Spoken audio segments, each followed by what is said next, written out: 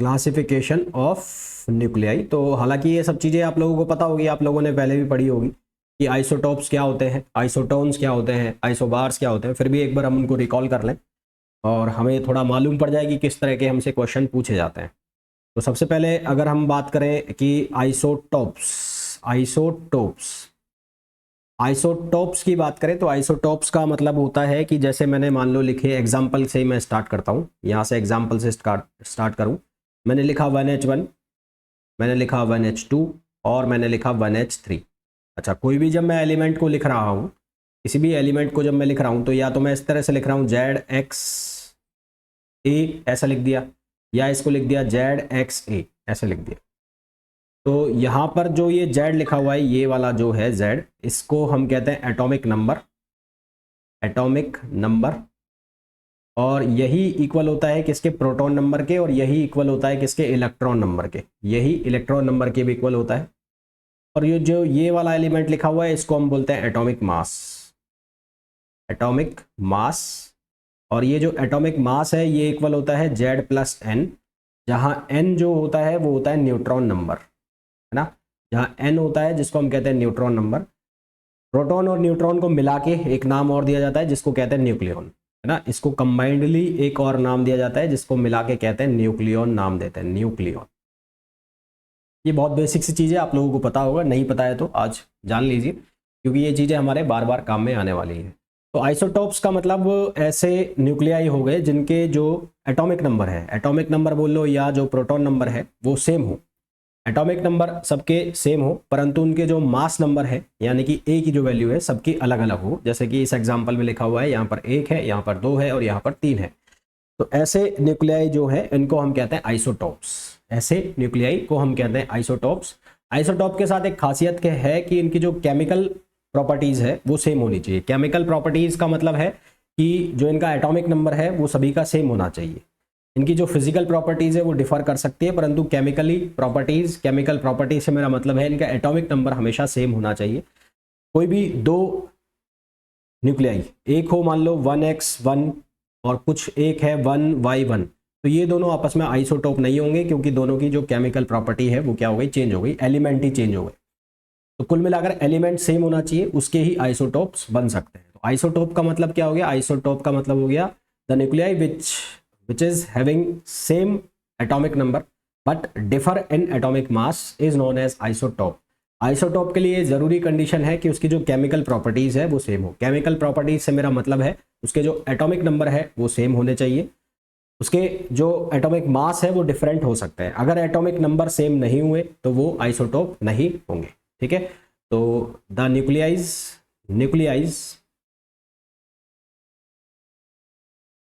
Nuclei having same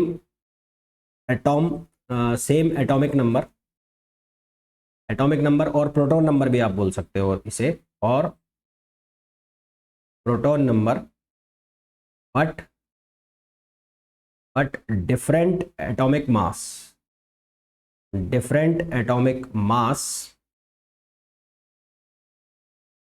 is known as isotope, isotope के लिए जरूरी कंडीशन क्या है कि इसकी जो केमिकल प्रॉपर्टीज है वो सेम होनी चाहिए परंतु इनको जो फिजिकल प्रॉपर्टीज है वो डिफर करनी चाहिए। For isotopes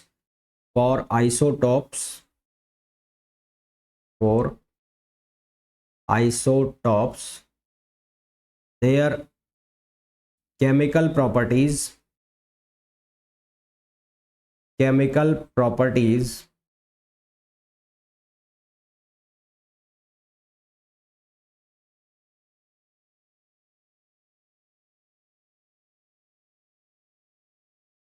should be same but chemical properties should be same, physical property can be differ, जरूरी नहीं डिफर करे, physical properties can be differ. अब यहां पर जब मैं बात कर रहा हूं कि जो केमिकल प्रॉपर्टीज से मेरा मतलब है कि जो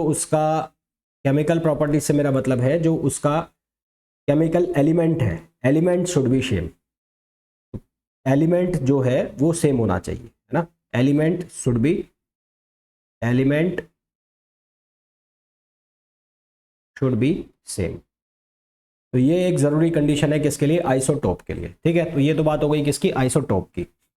नेक्स्ट आता है आइसोबार, नेक्स्ट आता है आइसोबार।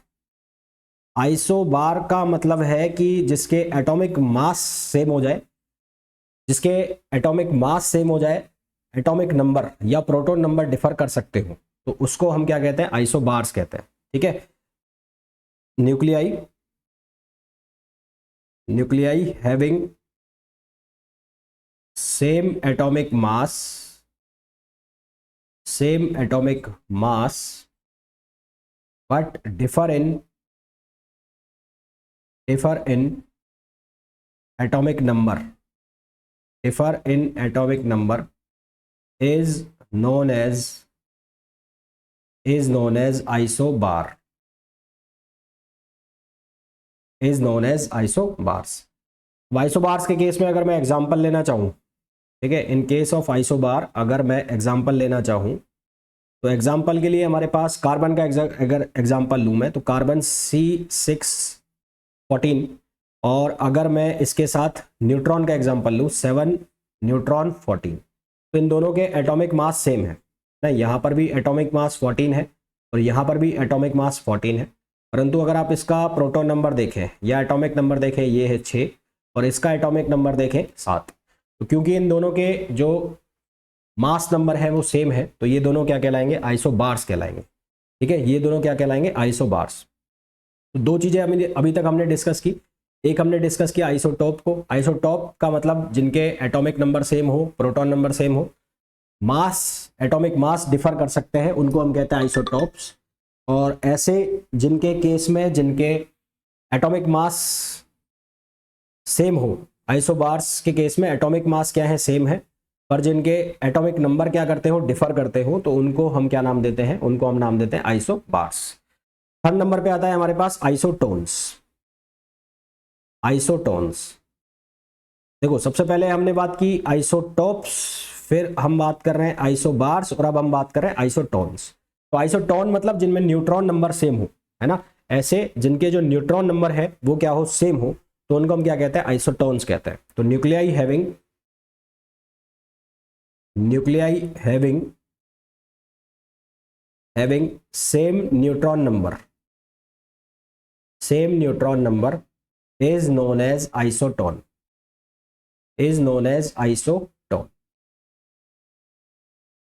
तो जैसे कि मैंने एग्जांपल लिया मैंने C613 और एक एग्जांपल ले लिया मैंने 7C और 14। तो यहां पर अगर मैं इसके नंबर ऑफ न्यूट्रॉन निकालता हूं, तो नंबर ऑफ न्यूट्रॉन कैसे निकालूंगा, 13 - 6, तो नंबर ऑफ न्यूट्रॉन कितने आ गए, 7। सिमिलरली यहां पर अगर मैं इसके नंबर ऑफ न्यूट्रॉन निकालता हूं तो कितना आ गया, 14 - 7, तो ये आ गया 7। तो न्यूट्रॉन नंबर दोनों में सेम हो गए, तो ये क्या हो गए, आइसोटोन्स हो गए। अब आइसोटोन्स के लिए कोई ज़रूरी नहीं है कि ये आइसोटोप हो या ये आइसोबारिक हो, है ना, आइसोबारिक ये हो भी सकते हैं, नहीं भी हो सकता है, ऐसा कोई ज़रूरी नहीं है। पर हाँ, आइसोटोन्स के लिए क्या ज़रूरी है कि जिन इनके न्यूट्रॉन नंबर है वो सेम होने चाहिए।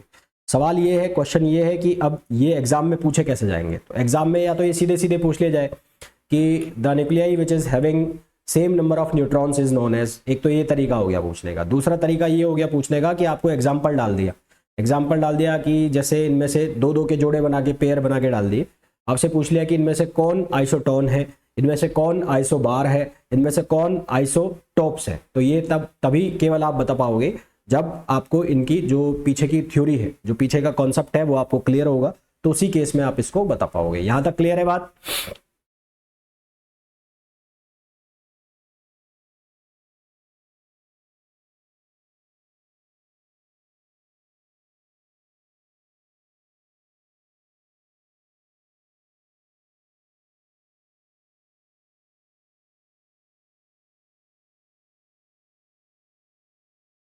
बोलिए भाई, यहां तक क्लियर है?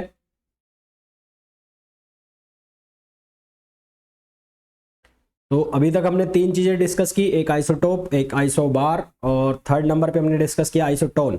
अब हम डिस्कस करेंगे isomers.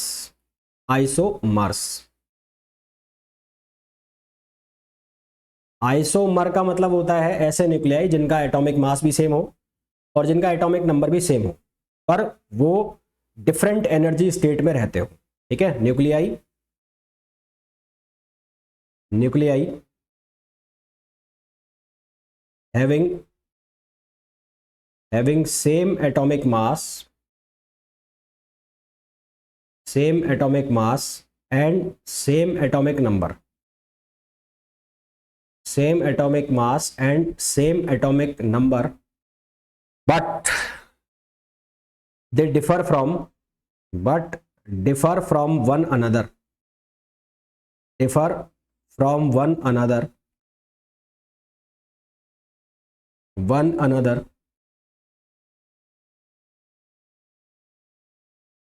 in their nuclear energy state, in their nuclear energy state. अब इस बात का क्या मतलब हुआ, और इस चीज को इंपॉर्टेंट लगा लेना भाई।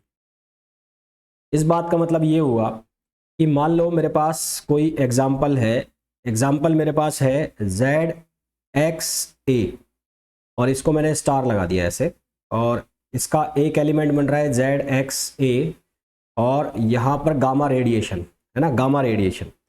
तो ये दोनों सेम एलिमेंट्स हैं, ये दोनों सेम एलिमेंट्स हैं, इनके एटॉमिक नंबर भी सेम है और इनके एटॉमिक मास भी सेम है, परंतु इनकी जो एनर्जी स्टेट है वो अलग अलग है। एनर्जी स्टेट अलग अलग होने का मतलब जैसे कि एक एनर्जी स्टेट ये है और एक एनर्जी स्टेट ये है।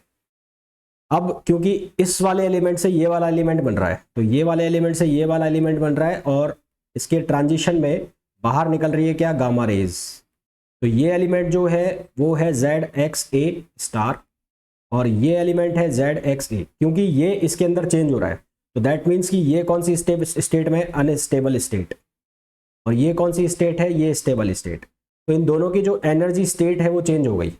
अगर आप ध्यान से देखोगे तो इन दोनों के जो एटॉमिक नंबर हैं वो सेम दिखाए गए हैं, इन दोनों के एटॉमिक मास भी सेम है, पर इन दोनों की जो एनर्जी स्टेट है वो अलग अलग है, एक अनस्टेबल स्टेट में है और एक स्टेबल स्टेट में है।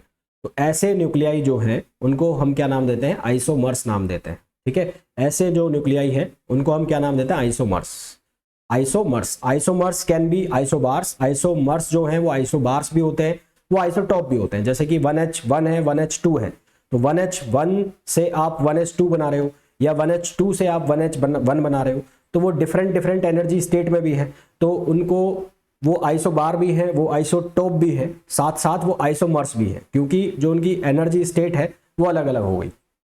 तो एनर्जी स्टेट का मतलब है कि एक स्टेबल स्टेट में है, एक अनस्टेबल स्टेट में। तो ऐसे न्यूक्लियाई जिनके एटॉमिक मास भी सेम होंगे, एटॉमिक नंबर भी सेम होंगे, पर जो डिफर करेंगे एक दूसरे से उनकी न्यूक्लियर एनर्जी स्टेट में, तो उसको हम क्या कहेंगे, आइसोमर्स कहेंगे। ठीक है, उनको हम क्या नाम देंगे, आइसोमर्स। फॉर एग्जाम्पल जैसे कि मैं कोई एलिमेंट बना रहा हूँ, जैसे C612 बना रहा हूँ, और ये कोई एक हाई एनर्जी स्टेट में है, और इससे ही मैं C612 ही बना रहा हूँ, और यहाँ जब इसको मैं बना रहा हूँ तो गामा रेडिएशन मैंने बाहर निकाल दिया, तो यहाँ पर भी 6 है ये, और ये 12 है, ये 12 है, पर ये अनस्टेबल स्टेट में है और ये स्टेबल स्टेट में है, तो ये दोनों क्या कहलाएंगे, आइसोमर्स कहलाएंगे। क्लियर है यहाँ तक बात?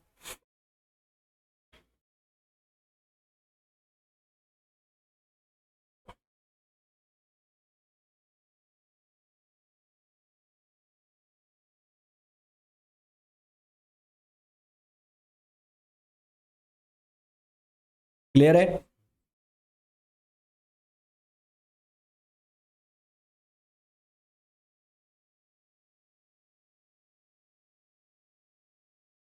फिर फिफ्थ नंबर पे आता है हमारे पास मिरर न्यूक्लियाई, और most important mirror nuclei, and it is the most important classification of nuclei, mirror nuclei.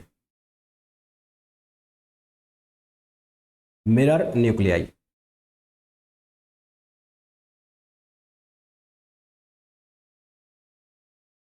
देखो मिरर न्यूक्लियाई को पहले मैं आपको एग्जांपल से क्लियर करूं।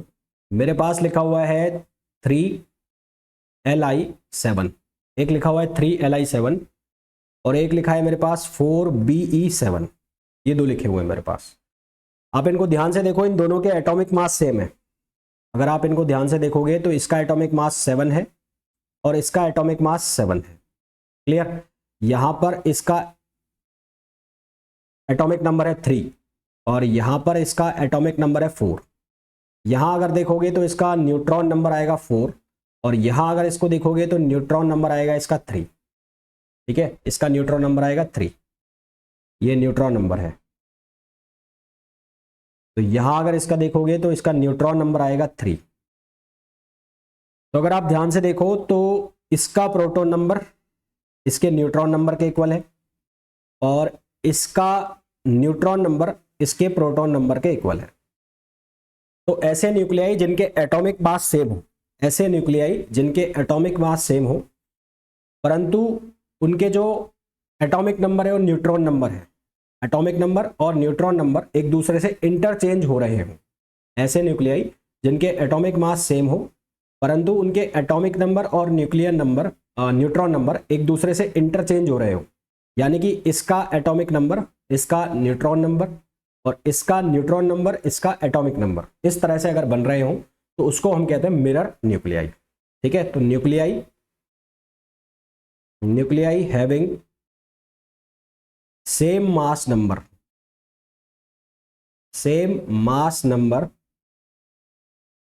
but having proton and neutron number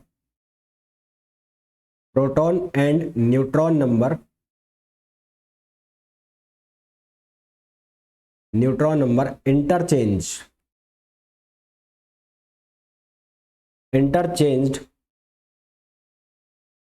then the nuclei is called mirror nuclei। ठीक है, ये तो हो गई इसकी डेफिनेशन की बात। अब इसमें कुछ इंपॉर्टेंट चीजें मैं डिस्कस करूं। तो जैसे यहाँ पर दोनों आप देख रहे हो न्यूक्लियाई, तो इन दोनों न्यूक्लियाई में आप देखोगे कि दोनों का जो एटॉमिक मास से है वो है सेम है। दोनों का एटॉमिक मास क्या है? सेम है।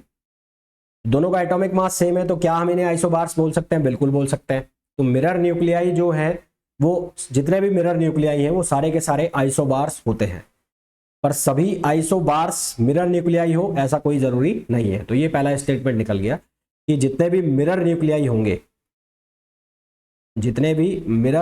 होंगे ऑल मिरर न्यूक्लियाइज आर आइसोबार्स और mirror nuclei are isobars but vice versa is not true। मतलब इस लाइन का मतलब क्या हुआ? इस लाइन का मतलब ये हुआ कि जितने भी मिरर न्यूक्लियाई है वो आइसोबार्स होंगे, पर जो आइसोबार्स है वो मिरर न्यूक्लियाई होंगे नहीं होंगे ये कोई जरूरी नहीं है। ठीक, पहला स्टेटमेंट आ गया। दूसरा स्टेटमेंट है for a pair of mirror nuclei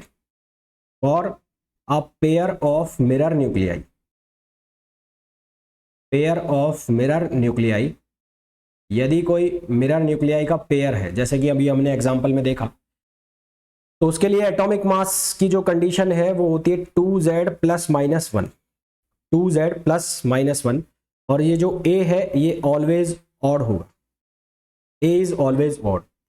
जैसे कि एग्जाम्पल की बात कर लूं, यहां लिखा हुआ है 3Li7 है ना, तो अगर मैं 3Li7 का केस ले लूं 3Li7, तो यहां पर अगर मेरे को एटॉमिक मास निकालना है, एटॉमिक मास कितना है? 7 है, ऑड आएगा हमेशा, ऑलवेज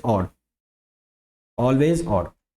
तो 2z, तो 2z की वैल्यू कितनी होगी इस केस में? 3, तो ये हो गया 3 2 जा 6। अब यहां पर प्लस माइनस 1 है तो यहां पर लिखा मैंने प्लस, और ये कितना हो गया? 7। ये कितना हो गया? 7। सेकेंड चीज, दूसरा जो केस था वो कौन सा है? 4Be7। तो 4Be7 के केस में a की वैल्यू कितनी? 2, और z की वैल्यू कितनी हो गई? 8। तो 4 दूनी 8, अब यहां पर करना पड़ेगा -1, तो ये कितना हो गया? 7। दोनों का एटॉमिक मास क्या हो गया? सेम हो गया। तो दोनों का एटॉमिक मास का जो फॉर्मूला है वो इसके बराबर हो गया, a = 2z प्लस माइनस 1। तो वो आपको कन्वीनियंस के हिसाब से लेना है कि कब प्लस करना है कब माइनस करना है, वो आपको पता लग गया।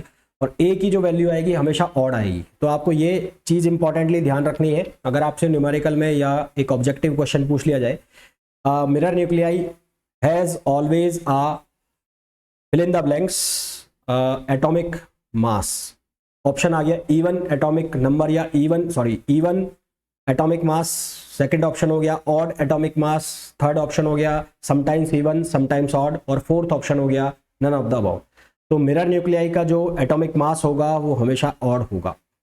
मिरर न्यूक्लियाई का एटॉमिक मास जो होगा हमेशा क्या होगा, ऑड में आएगा। ठीक है, पहली चीज ये आ गई। दूसरी चीज क्या आएगी कि atomic mass is equals to Z1 square minus Z2 square, Z1 square minus Z2 square if Z1 greater than Z2, और अगर Z2 ग्रेटर देन Z1 होगा तो उस केस में आएगा Z2 square minus Z1 square, है ना। और अगर Z2 square minus Z1 square आएगा कब, if Z2 greater than Z1। Example के लिए अगर मैं बात कर लेता हूं यहां पर, ये वाली बात करूं तो यहां पर अगर मैं इसको Z2 ले रहा हूं तो Z2 की वैल्यू है 4 और Z1 की वैल्यू है 3। क्लियर। तो अब यदि मैं यहां पर ये वैल्यू डालता हूं, a, तो Z2 मतलब 4 का स्क्वायर कितना हो गया 16, माइनस Z1 कितना हो गया 3 का स्क्वायर कितना हो गया 9, तो ये कितना आ गया 7। यानी कि जो इनका एटॉमिक मास है वो किसके स्क्वायर के डिफरेंस के बराबर होगा, जो इनके एटॉमिक नंबर है उनके स्क्वायर के डिफरेंस के बराबर होगा। और ये फॉर्मूला बन गया एक, तो ये भी एक एटॉमिक जो मिरर न्यूक्लियाई है उसके लिए इंपॉर्टेंट फार्मूला बन गया, ये भी एक इंपॉर्टेंट वो बन गया फार्मूला। अच्छा, फिर एक चीज स्पेशली इसमें क्या ध्यान से देखो, इन दोनों का जो एटॉमिक नंबर है उन दोनों के बीच में डिफरेंस हमेशा 1 का होगा, है ना। तो Z1 एंड Z2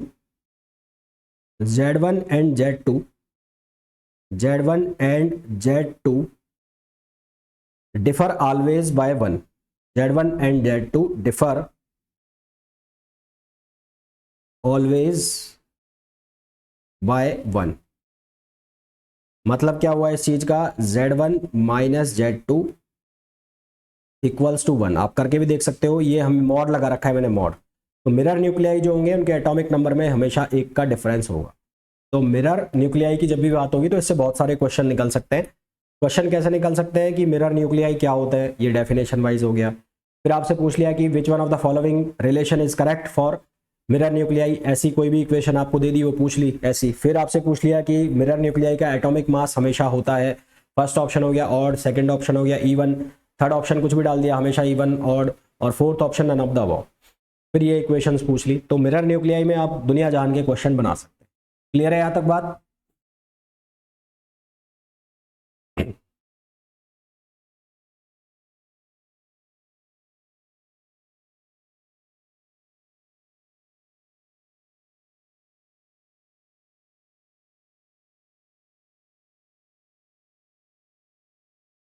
तो सबसे पहला टॉपिक हमारा जो था क्लासिफिकेशन ऑफ न्यूक्लियाई। तो क्लासिफिकेशन ऑफ न्यूक्लियाई में हमने 5 तरह के क्लासिफिकेशन देखे। सबसे पहला क्लासिफिकेशन था आइसोटॉप। आइसोटॉप का मतलब है जिसका एटॉमिक नंबर सेम हो, प्रोटॉन नंबर डिफर हो। पहली चीज जो आपको पता भी है, उसमें कोई नई चीज मैंने नहीं बताई। याद रखने वाली चीज ये है कि जो आइसोटॉप्स है उसकी केमिकल प्रॉपर्टी सेम होनी चाहिए, उसकी फिजिकल प्रॉपर्टी डिफर कर सकती है। सेकंड मैंने आपको बताया आइसोबार्स जिनके एटॉमिक मास सेम होंगे, एटॉमिक नंबर डिफर कर सकते हैं, उसको हम कहते हैं आइसोबार्स। कोई खास स्टेटमेंट है नहीं। आइसोटोन्स जिनके न्यूट्रॉन नंबर सेम होंगे उनको हम कहेंगे आइसोटोन्स। आइसोमर्स और मिरर न्यूक्लियाई, ये बहुत इंपॉर्टेंट 2 क्लासिफिकेशन है। आइसोमर्स का मतलब जिनके एटॉमिक मास भी सेम हो, जिनके एटॉमिक नंबर भी सेम हो, पर जिनकी एटॉमिक एनर्जी स्टेट है वो डिफर कर जाए, जिनकी एनर्जी स्टेट अलग अलग हो उसको हम आइसोमर्स कहते हैं। एक अनस्टेबल स्टेट में हो और एक स्टेबल स्टेट में हो। मिरर न्यूक्लियाई का मतलब है जिनके मास नंबर हमेशा सेम होंगे पर उनके प्रोटॉन और न्यूट्रॉन नंबर आपस में इंटरचेंज कर रहे होंगे, तो उसको हम मिरर न्यूक्लियाई कहेंगे। मिरर न्यूक्लियाई के लिए हमारे पास बहुत सारी इक्वेशंस होती हैं जो ये लिखी हुई है, जिसमें एक इक्वेशन ये कहती है कि मिरर न्यूक्लियाई का जो एटॉमिक मास है वो हमेशा ऑड आएगा, और फिर दूसरी इक्वेशन ये कहती है कि ए का जो रिलेशन है Z1 square minus Z2 square depend करेगा, Z1 ग्रेटर देन है Z2 से तो Z1 square minus Z2 square होगा, Z2 ग्रेटर देन है Z1 से तो फॉर्मूला बन जाएगा Z2 square minus Z1 square. फिर जो 2 मिरर न्यूक्लियाई के बीच में जो हमेशा एटॉमिक नंबर है उनका डिफरेंस किसके बराबर होगा, 1 के बराबर होगा, यानी कि mod of Z1 minus Z2 equals to 1। तो ये तो बात हो जाती है किसकी, ये बात हो जाती है जो क्लासिफिकेशन है, क्लासिफिकेशन ऑफ न्यूक्लियाई की। अब मैं बात कर लेता हूं छोटी छोटी प्रॉपर्टीज जो है, like ground state static properties of nuclei. Static properties का मतलब है जो कभी चेंज नहीं होती, जो फिक्स है। तो ground state static properties of nuclei, ground state static properties of nuclei.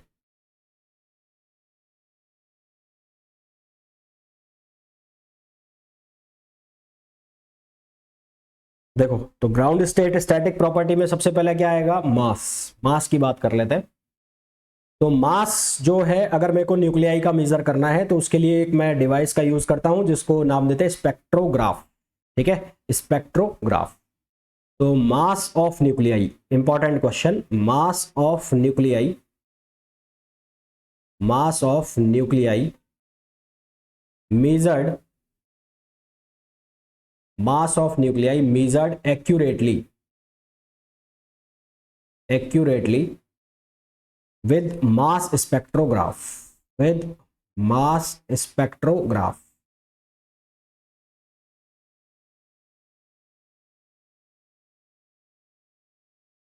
और मास स्पेक्ट्रोग्राफ को सबसे पहले बनाया था किसने, नीलसन ने 1919 में। ठीक है, सेकंड प्रॉपर्टी है इसकी, मास स्पेक्ट्रोग्राफ का यूज किया जाता है न्यूक्लियाई के मास को मेजर करने के लिए, न्यूक्लियर मास को, है ना, एटॉमिक मास नहीं, न्यूक्लियर मास। एटॉमिक मास एक डिफरेंट चीज है, न्यूक्लियर मास एक अलग चीज है। तो न्यूक्लियर मास को मेजर करने के लिए यहाँ पर मास ऑफ न्यूक्लियाई का मतलब है न्यूक्लियर मास। न्यूक्लियर मास को मेजर करने के लिए जो हम डिवाइस यूज करते हैं उसको हम कहते हैं स्पेक्ट्रोग्राफ, मास स्पेक्ट्रोग्राफ। मास को हम अलग अलग यूनिट्स में मेजर कर सकते हैं। तो mass can be expressed in different units, mass can be expressed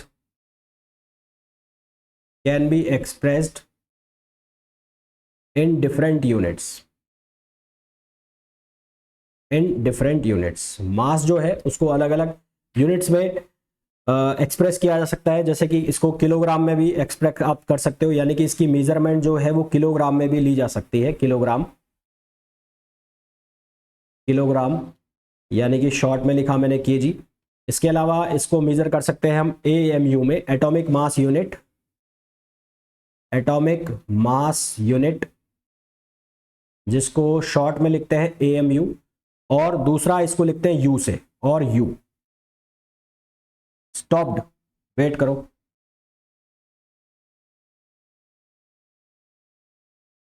एक मिनट रुको। हाँ, 12 होगा,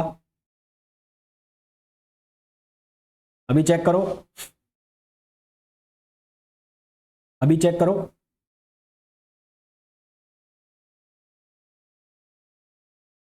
अभी चेक करो, अभी चेक करो।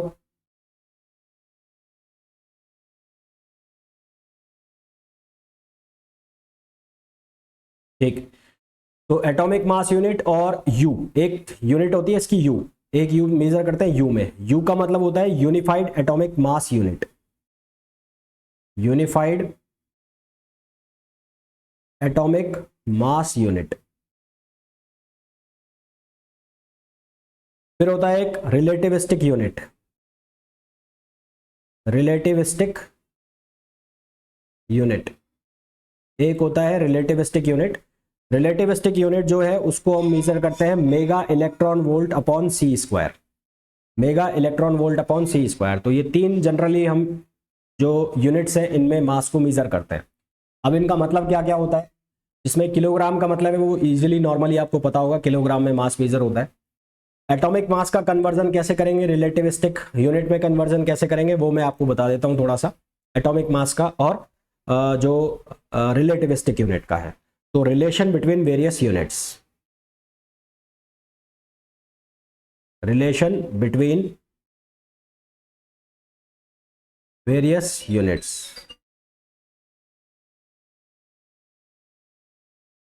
रिलेशन बिटवीन वेरियस यूनिट्स की बात करूं तो प्रियर टू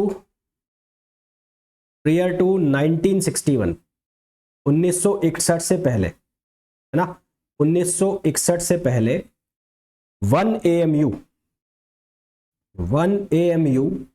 इज इक्वल था 1/16 times 1/60 times 16 times of the mass of 1 oxygen atom, mass of 1 oxygen atom.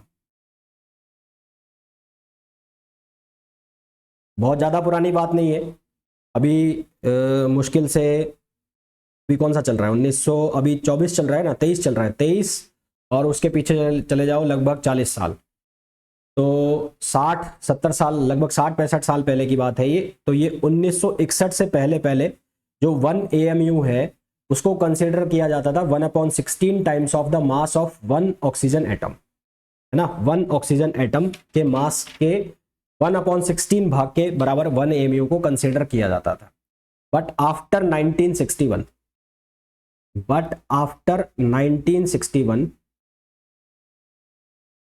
1961 जो 1 AMU है, 1 AMU है, इसको कंसिडर किया जाने लगा 1/12 times of the mass of, times of the mass of carbon atom, 1 carbon atom, 1 carbon atom, ठीक है। तो 1961 से पहले जो 1 AMU है उसकी कंपैरिजन की जाती थी, उसकी वैल्यू निकाली जाती थी ऑक्सीजन के बेसिस पे। पर आफ्टर 1961 इसकी जो वैल्यू है वो निकाली जाती है किसके बेसिस पर, वो कार्बन एटम के बेसिस पर निकाली जाती है, ठीक है। इसकी वैल्यू जो निकल के आती है, वैल्यू मैं बता देता हूं कैसे निकालते हैं, बाकी फिर मैं उसके बाद डायरेक्ट लिखूंगा।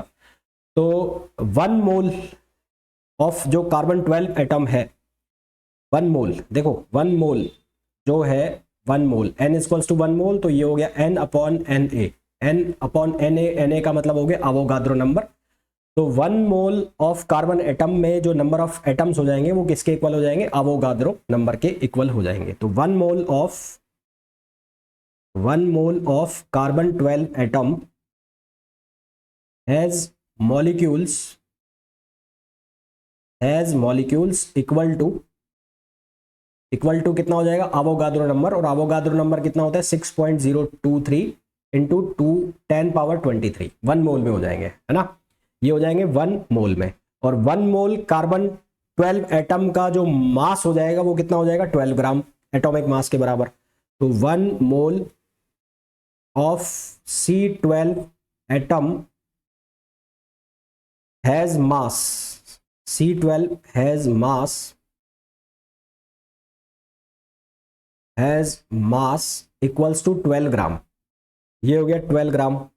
तो 1 AMU, तो यहां से हमारे पास अब मेरे को निकालना है ये नंबर्स ऑफ क्या आ गए, मॉलिक्यूल्स आ गए 6.023 इंटू 10^23। तो इनका जो मास है वो किसके बराबर है, 12 ग्राम के बराबर है। तो एक का कितना हो जाएगा, इससे डिवाइड कर दूंगा, तो IE 6.023 इंटू 10^23 एटम्स हैज मास, इसका मास किसके बराबर है 12 ग्राम के। तो एक का मास जो है वो किसके बराबर हो गया 12/6.023 इंटू 10^23, ये एक का हो गया। तो 12/6.023 इंटू 10^23।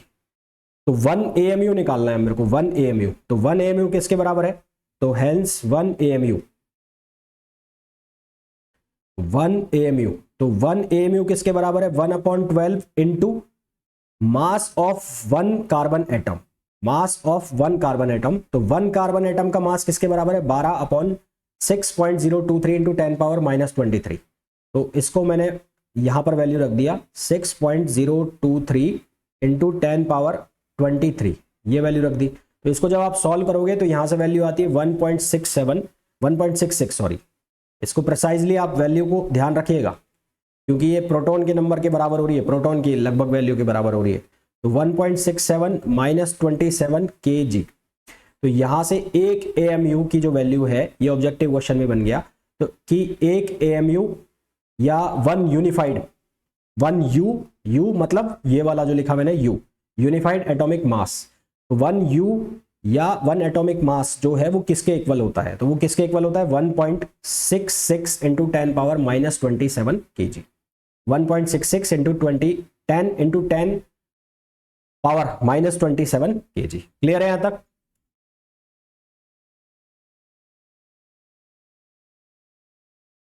तो मैं ये कह रहा था कि 1961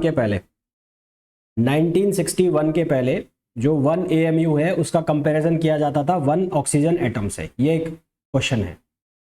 बट ऑफ आफ्टर 1961 इसका कंपैरिजन किया जाने लगा 1 कार्बन एटम से। अगर मैं नंबर ऑफ मोल ले लूँ 1, तो 1 मोल के अंदर नंबर ऑफ जो कार्बन एटम्स हैं ना, number of carbon atoms has molecule equal to 6.023 into 10 power 23, और 1 मोल कार्बन 12 का जो मास होगा वो 12 ग्राम होगा। तो अगर मैं ये कहूँ कि 6.023 इंटू 10 पावर 23 एटम्स का मास है 12 ग्राम, तो एक कार्बन एटम का मास जो होगा वो 12/6.023 इंटू 10 पावर 23 होगा। तो 1 AMU अगर हमें फाइंड आउट करना है तो 1 AMU का फॉर्मूला क्या है, 1/12 into mass of 1 carbon atom. 1 carbon atom का मास हमने निकाल लिया और इसकी यहाँ वैल्यू सब्सटीट्यूट की, तो हमारे पास 1 AMU की वैल्यू बन के आ गई है। और 1 AMU किसके इक्वल होता है, 1.66 इंटू 10 पावर -27 kg। यहाँ तक बात क्लियर रहेगी। ये आपको याद रखना है, क्योंकि जब आप न्यूमेरिकल्स करेंगे अगर आएंगे तो उनमें ये कन्वर्जन्स आपको सीधे सीधे याद रखने हैं। 1.66 इंटू 10 पावर -27 kg ये इक्वल है 1 यूनिफाइड एटॉमिक मास यूनिट के या फिर 1 AMU के। सेकंड जो कन्वर्जन आता है वो आता है एनर्जी यूनिट्स में। पहला तो हमने AMU में कन्वर्जन देखा, फिर आता है एनर्जी यूनिट्स में। इन एनर्जी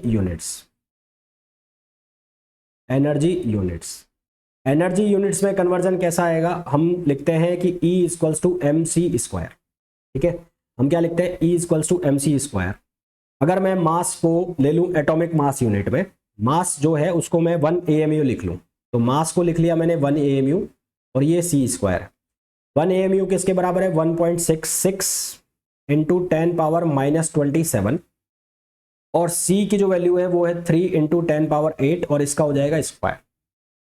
ठीक है, अच्छा 1 इलेक्ट्रॉन वोल्ट जो है, 1 इलेक्ट्रॉन वोल्ट वो किसके इक्वल होता है, वो होता है 1.6 into 10 power -19 joule. 1 mega electron volt किसके बराबर होगा, 1.6 इंटू 10 पावर -19 प्लस 6 हो जाएगा तो -13 हो जाएगा, -13 जूल। ये किसकी वैल्यू हो गई, 1 मेगा इलेक्ट्रॉन वोल्ट की वैल्यू हो गई।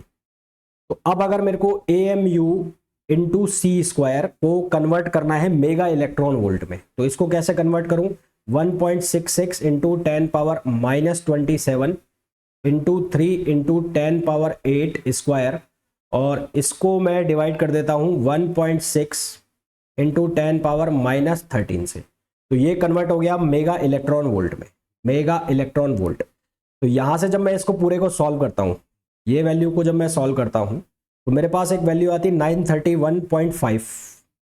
तो ये वैल्यू बनती है 1 AMU into c² equals to 931.5 mega electron volt. यहां से मैं लिख सकता हूं कि 1 AMU इक्वल होता है 931.5 mega electron volt upon c² के। यानी कि कहीं भी आपको मास लिखा हुआ है AMU में, उसको आप डायरेक्ट एनर्जी यूनिट में कन्वर्ट कर सकते हो। उसके लिए आपको 1 AMU को रिप्लेस करना पड़ेगा 931.5 mega electron volt upon c²। इस यूनिट से आपने मल्टीप्लाई कर दिया तो वो डायरेक्टली कन्वर्ट हो जाएगा किसमें कन्वर्ट हो जाएगा, वो कन्वर्ट हो जाएगा एनर्जी यूनिट्स में। क्लियर है, यहां तक क्लियर।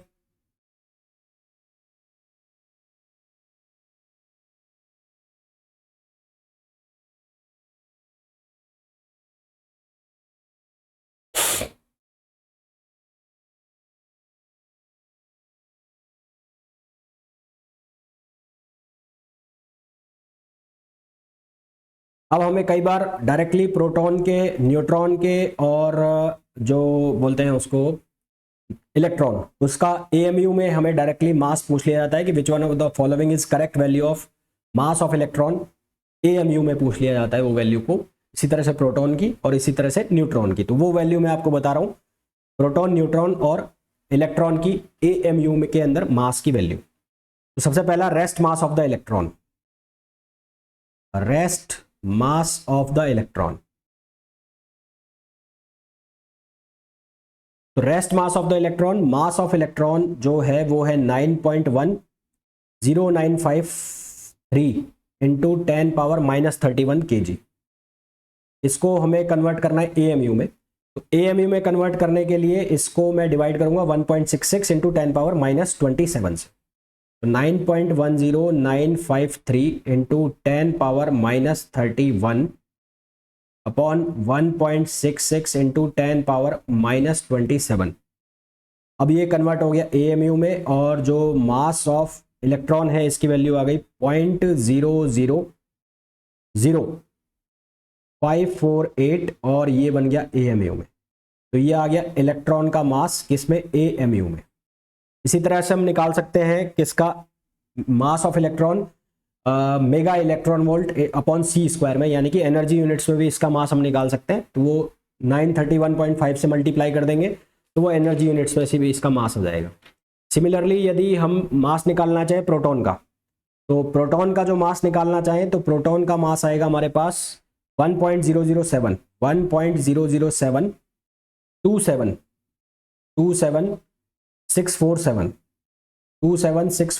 ये एएमयू में, 1.007 ये किसमें, एएमयू में।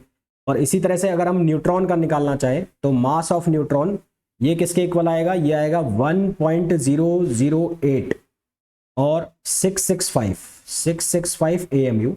आप यहां से ये नहीं बोलोगे कि मास ऑफ प्रोटॉन और मास ऑफ न्यूट्रॉन बराबर है, आप इनको लगभग बराबर बोल सकते हो, लगभग बराबर, पर ये एग्जैक्टली इक्वल नहीं है। एग्जैक्टली इक्वल नहीं है, क्यों नहीं है, क्योंकि यहां पर आ रहा है 727, तो यहां पर आ रहा है 866। तो मास ऑफ प्रोटॉन और मास ऑफ न्यूट्रॉन एग्जैक्टली एक दूसरे के इक्वल नहीं है, इनको लगभग बराबर हम कह सकते हैं। और ये जो मास मैंने लिखे हैं ये किस में लिखे हैं, एएमयू के अंदर लिखे हैं। यहां तक बात क्लियर है भाई?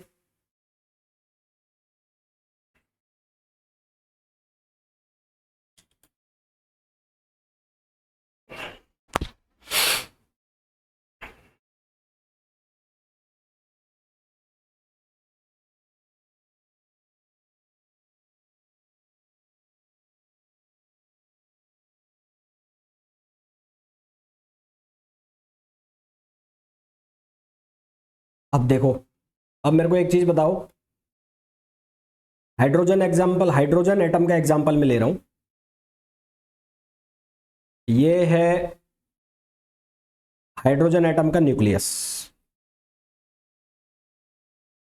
ये न्यूक्लियस है।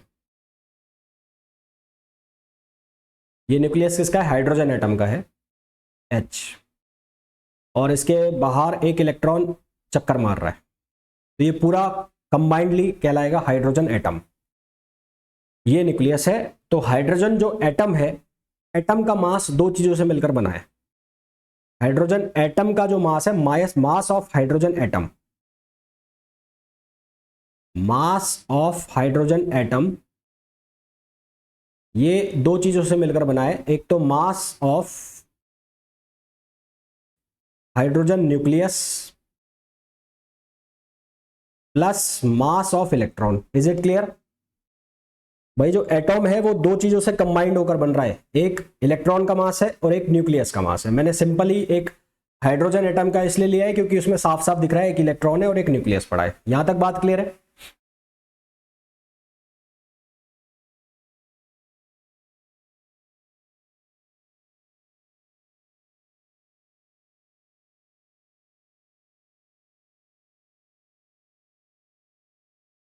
तो अगर मैं देखूं तो ये वाला जो पार्ट है, ये वाला पार्ट, ये दो पार्ट के अंदर टूट रहा है, या ऐसा बोल लूं कि न्यूक्लियस और इलेक्ट्रॉन को मिलाकर एटम बनेगा।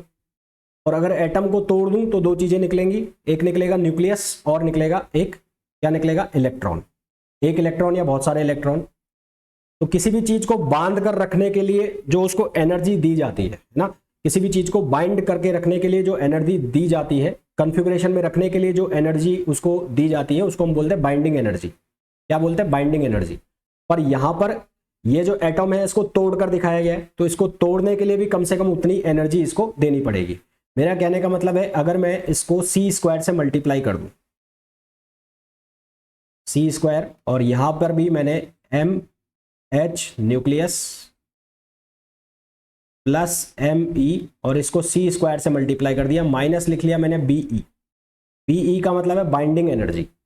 बाइंडिंग एनर्जी जो इसको एटम को न्यूक्लियस और इलेक्ट्रॉन में तोड़ने के लिए जो एनर्जी निकली होगी बाहर, तो वो एनर्जी कौन सी है? Binding energy. तो ये है binding energy,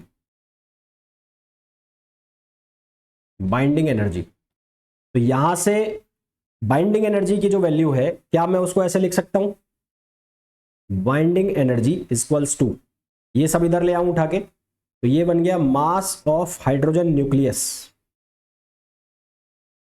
plus mass of electron minus mass of hydrogen atom. ये मैं हाइड्रोजन का एग्जांपल ले रहा हूं इसलिए हाइड्रोजन है, अगर इसकी जगह कोई और अदर एलिमेंट होता तो उसकी जगह वो एलिमेंट का नाम आ जाता, यानी कि मास ऑफ, मान लो एक्स एलिमेंट है तो x nucleus plus mass of electron minus mass of x atom, और ये क्या हो जाएगा सी स्क्वायर। इज इट क्लियर और नॉट?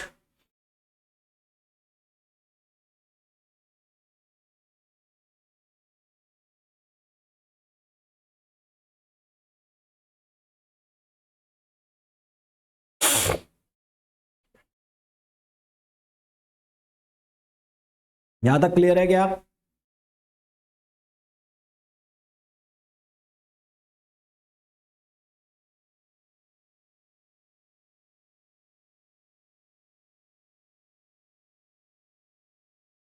अब देखो क्लियर है? अच्छा जी, तो अब एक चीज मेरे को बताओ, यहां पर ये वाला जो मास है ये है न्यूक्लियर मास, और ये वाला जो मास है ये है एटॉमिक मास। ये है न्यूक्लियर मास और ये वाला जो मास है ये है एटॉमिक मास।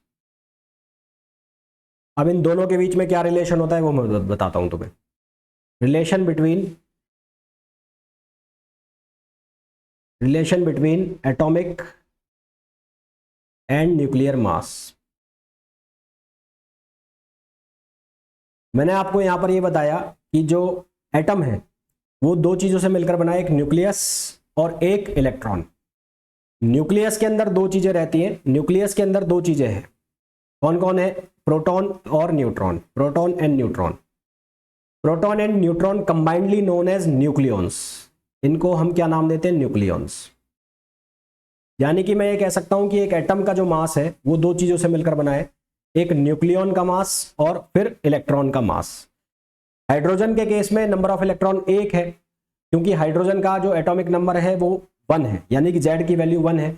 अगर कोई एलिमेंट होता, लेट सपोज कार्बन है, तो कार्बन का एटॉमिक नंबर 6 है, तो उसमें एटॉमिक नंबर कितना आता? 6। तो जो एटॉमिक मास है वो एटॉमिक मास किसके बराबर हो गया? Atomic mass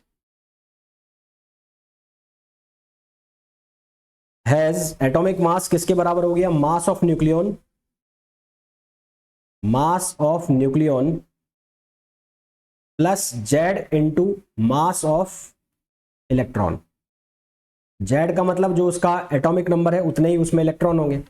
mass of nucleon plus Z into mass of electron. तो अगर मास, एटॉमिक मास को मैं एम ए से लिखूं, एम ए, तो मास ऑफ न्यूक्लियन जो हो गया उसको मैंने लिखा M N, N stands for nucleon, और plus Z M E, plus Z M ई।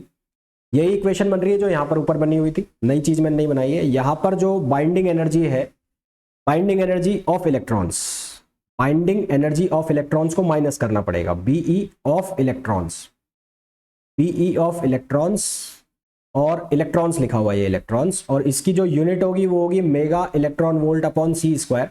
पर इसकी वैल्यू बहुत नेग्लिजिबल होती है, नेग्लिजिबल वैल्यू, इसलिए इसको काउंट करते नहीं है, इसलिए इसकी वैल्यू को हम काउंट नहीं करते हैं, छोड़ देते हैं। तो mass of atom is equals to mass of nucleon plus Z M ई।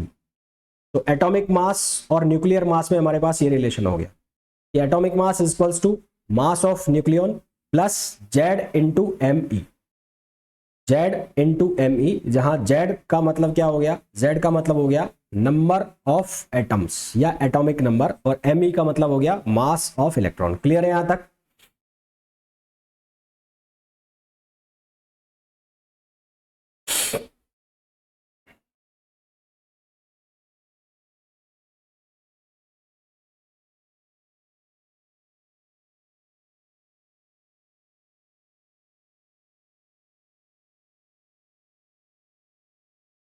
अब देखो दो चीजें होती है, एक होता है एटॉमिक मास और एक होता है एटॉमिक वेट। तो एटॉमिक मास और एटॉमिक वेट की हम बात कर ले। Atomic mass and atomic weight. Atomic weight. सबसे पहले मैं बात करूंगा एटॉमिक मास की। तो एटॉमिक मास को मेजर करने के लिए हम जो डिवाइस यूज करते हैं उसको हम कहते हैं मास स्पेक्ट्रोग्राफ। तो atomic mass can be measured by the mass spectrograph. ठीक है, तो atomic mass can B measured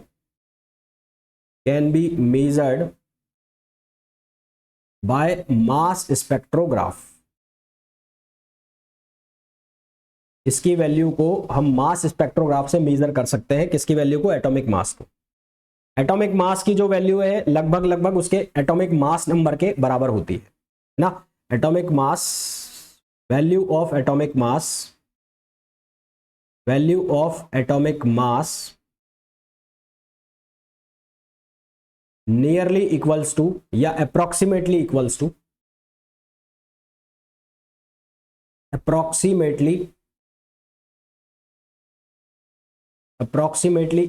to its mass number. Mass number मतलब जो हमारे पास फॉर्मूला बनता है ए ZXA, तो उस एटॉमिक मास की वैल्यू और मास नंबर की वैल्यू अप्रोक्सीमेटली इक्वल होती है। फिर आता है each element has various isotopes और having different atomic mass. Each element having different isotopes.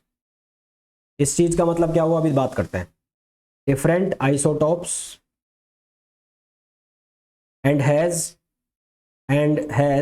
Different atomic मास। इस बात का क्या मतलब हुआ? इस बात का मतलब ये हुआ कि मेरे पास एक आइसोटोप है 1H1, एक है 1H2 और एक है 1H3। अगर मैं इनके एटॉमिक मास लिखूं तो इसका एटॉमिक मास होगा 1.0078 AMU। इसका जो एटॉमिक मास होगा वो होगा 2.014 AMU और इसका जो एटॉमिक मास है वो है 3.016 AMU।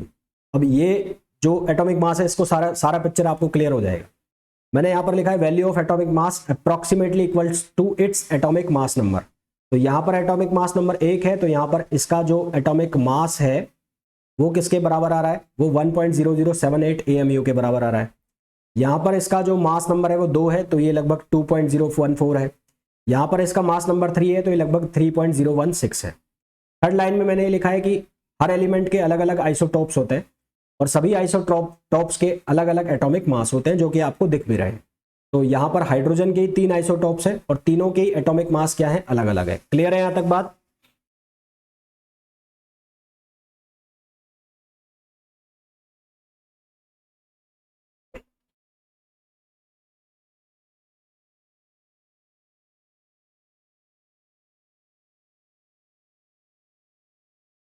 क्लियर है? देखो फिर उसके बाद फोर्थ पॉइंट क्या है? यहां पर मैंने लिखा है each element having different isotopes and has different atomic mass but relative abundance of each isotope is different in nature.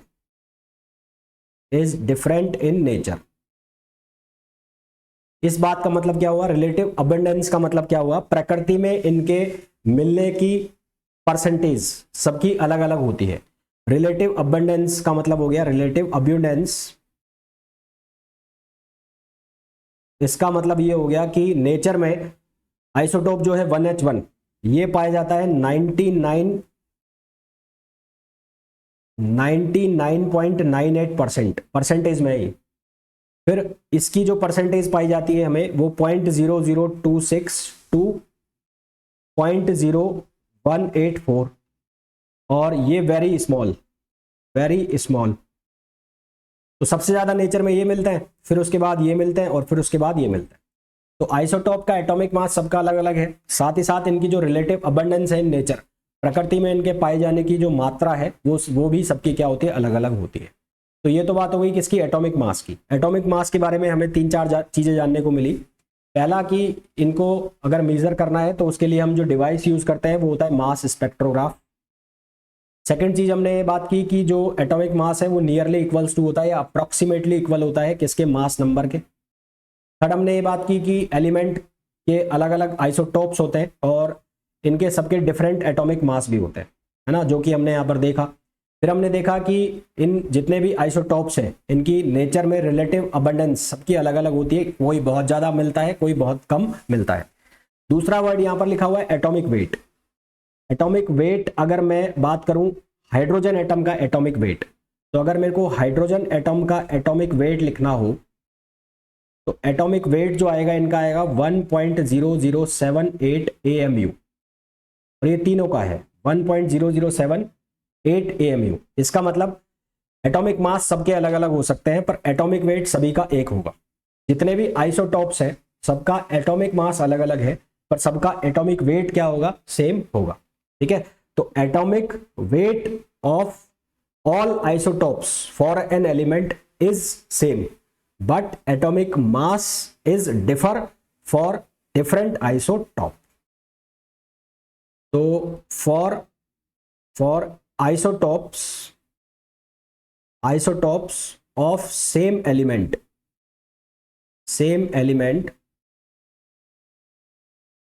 atomic weight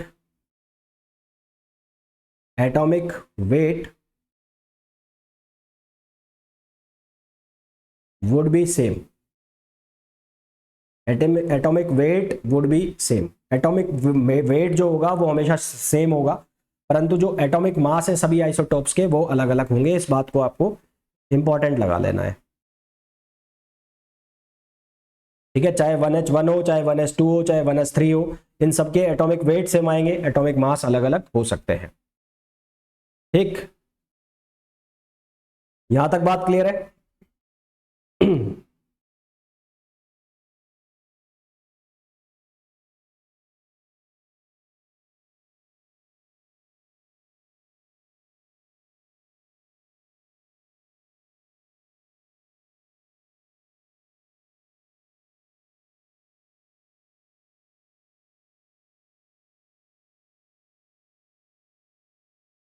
अब मैं बात करता हूं nuclear radius.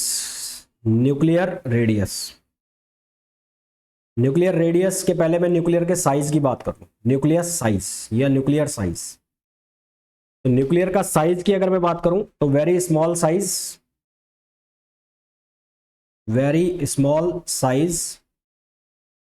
Difficult to measure, various scattering experiment were performed। various scattering experiment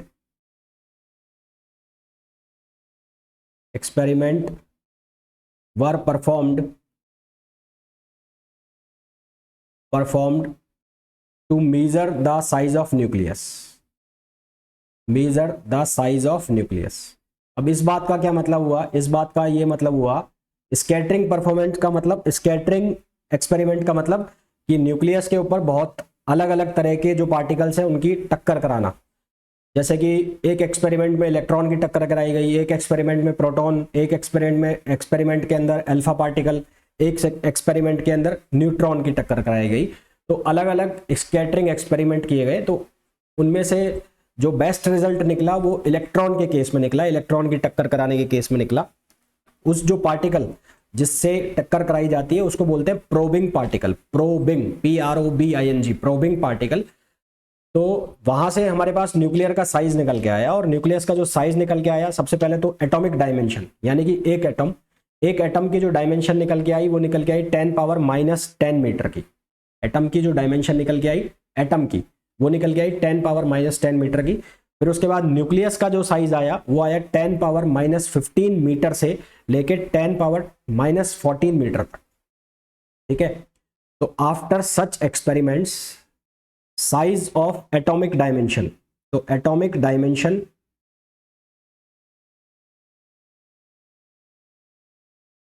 dimension is the order of 10 power -10 meter first. फिर second, nuclear dimension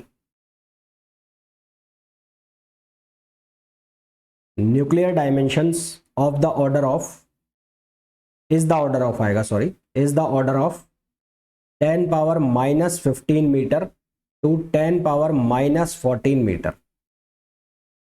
ठीक है, one Fermi equals to होता है 10 पावर -15 मीटर। तो कई बार आपसे अगर ऑब्जेक्टिव में ये क्वेश्चन मिले आपको कि जो न्यूक्लियस है उसका साइज किसके इक्वल होता है, वहां पर आपको लिखा मिले अगर वन फर्मी, तो वन फर्मी इक्वल्स टू होता है 10 पावर -15 मीटर। फर्मी की जगह फेंटोमीटर भी मिल सकता है, फर्मी को एग्जैक्टली बोलते हैं फेंटोमीटर। तो ये भी आपको लिखा मिल सकता है। फिर आपको मिल सकता है कि एक एटम का जो डायमेंशन है, एटम का जो रेडियस का ऑर्डर है वो क्या होता है, या साइज का ऑर्डर क्या होता है, तो वो होता है 10 पावर -10 मीटर। तो ये दोनों ऑब्जेक्टिव क्वेश्चन बन जाते हैं।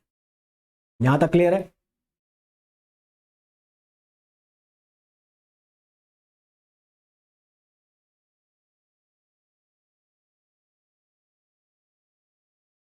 अटक गया? नहीं चल रहा है?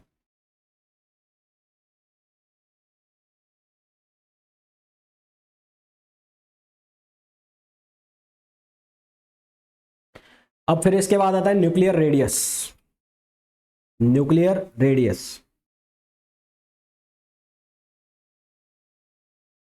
तो न्यूक्लियस की ऐसा कोई बाउंड्री तो है नहीं, शार्प बाउंड्री तो इसकी है नहीं। तो न्यूक्लियस की जो रेडियस है उसको मेजर करने के लिए हम यूज करते हैं न्यूक्लियर डेंसिटी का। Since nucleus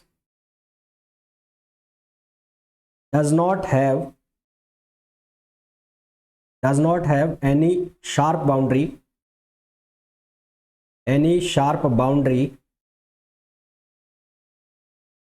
hence we use nuclear density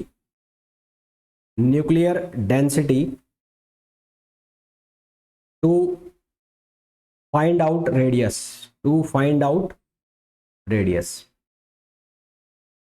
तो इसको हम कैसे यूज करते हैं? न्यूक्लियर डेंसिटी जो है उसके लिए हम एक रिलेशन यूज करते हैं। न्यूक्लियर डेंसिटी को लिखता हूं मैं रो, तो रो आर का मतलब है रेडियस। तो वेरी हाई कब होगी? जब आर की वैल्यू लेस देन आर होगी। यानी कि डेंसिटी, अगर ये न्यूक्लियस है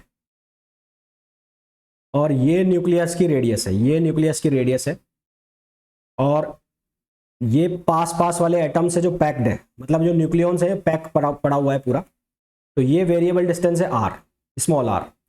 तो यदि small R less than capital R है, तो जो डेंसिटी है यानी कि इसके बिल्कुल पास जो होगा, सेंटर के बिल्कुल पास है, तो डेंसिटी यहां पर हाई होगी। और वेरी लेस या वेरी लो कब? जब आर की जो वैल्यू है वो ग्रेटर देन आर हो जाएगी, यानी कि जो आर है वो इससे बाहर निकल जाएगा या इसके पास भी पहुंचेगा, तो यहां पर यानी कि बाउंड्रीज पर यहां पर डेंसिटी क्या हो जाएगी? बहुत कम हो जाएगी। डेंसिटी का आप मतलब ऐसे समझ सकते हो कि जैसे दो न्यूक्लियॉन है, एटम प्रोटॉन और न्यूट्रॉन है, जब वो सेंटर के पास होंगे तो बिल्कुल एक दूसरे के पास होंगे, चिपके। जैसे ही वो बाउंड्री पर जाएंगे तो दूर फैलना स्टार्ट हो जाएंगे, तो उनके बीच में कोऑर्डिनेशन नंबर कम होता जाएगा, यानी कि वो फैलते चले जाएंगे तो क्लोजली पैक्ड नहीं होंगे तो डेंसिटी कम होती चली जाएगी। तो डेंसिटी जब वो अंदर रहेंगे, रेडियस के अंदर रहेंगे, तो डेंसिटी हाई रहेगी, और जैसे ही वो सरफेस से दूर जाने लगेंगे या सरफेस पर भी हम बात कर लें तो डेंसिटी क्या हो जाएगी? लो हो जाएगी। तो यदि हम न्यूक्लियस की जो शेप है उसको स्फेरिकल मान ले, है ना, स्फेरिकल मान ले, और न्यूक्लियस के अंदर जो डेंसिटी है वो कांस्टेंट मान ले, तो इफ शेप ऑफ न्यूक्लियस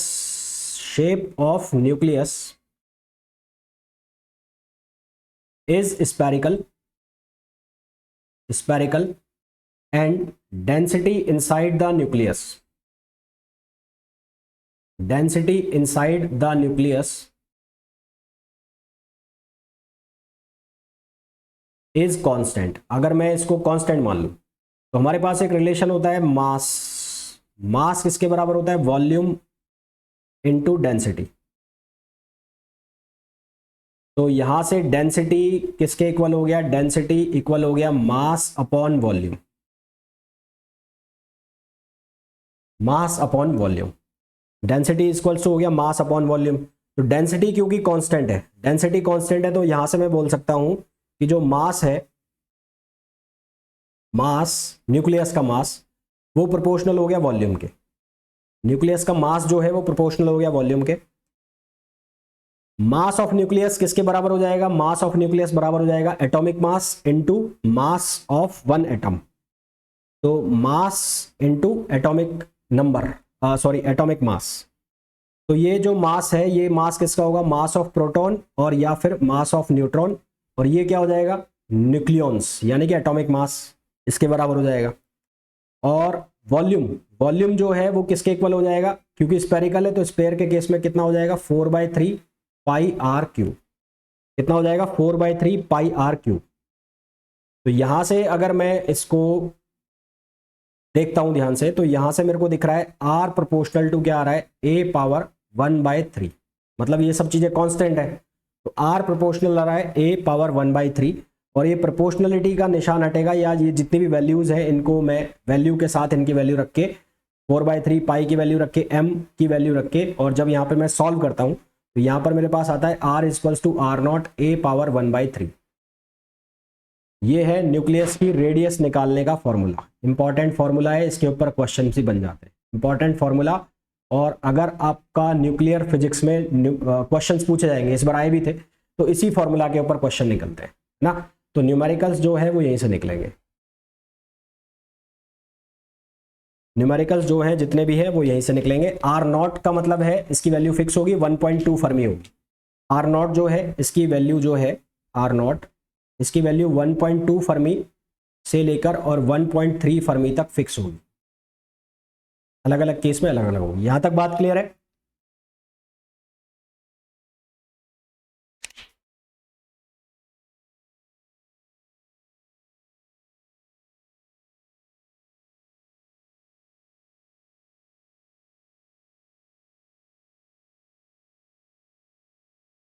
बोले भाई यहां तक क्लियर है।